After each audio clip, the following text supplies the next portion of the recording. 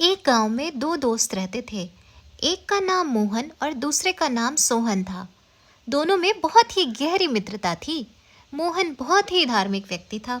वह हमेशा भगवान की भक्ति में लीन रहता था, जबकि सोहन बहुत ज़्यादा मेहनती था। एक बार दोनों ने 1 बीघा ज़मीन लेकर उसमें फसल उगाने के बारे में सोचा, जिसके बाद वह एक अच्छा सा घर बनाना चाहते थे।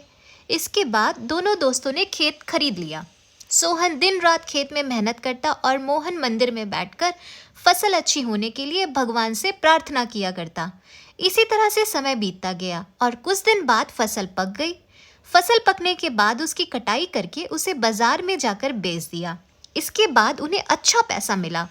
इस पर सोहन ने कहा कि इसमें से मेरा ज़्यादा हिस्सा है, क्योंकि मैंने दिन रात एक करके खेत को खाद पानी देकर फसल उगाई है।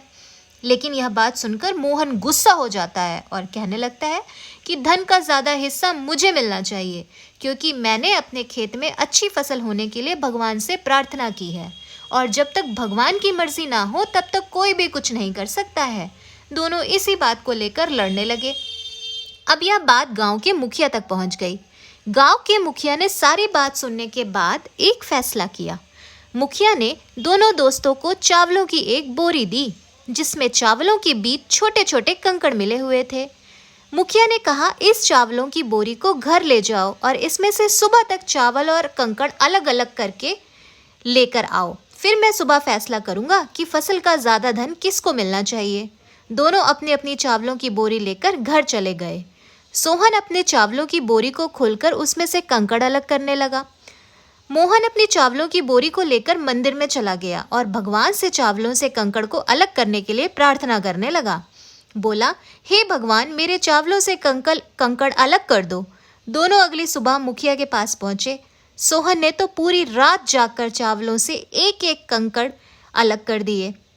इस पर मुखिया बहुत खुश हुआ और मोहन ने अपनी बोरी मंदिर से ले जाकर ऐसी की ऐसी मुखिया के सामने रख दी और मुखिया से बोला, आप बोरी को खोलकर देख लीजिए।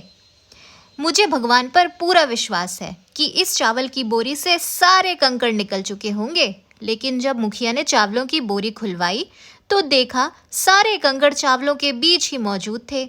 मुखिया ने मोहन को समझाते हुए कहा कि भगवान भी हमारी मदद जब ही करते हैं जब हम अपनी तरफ से मेहनत करते हैं।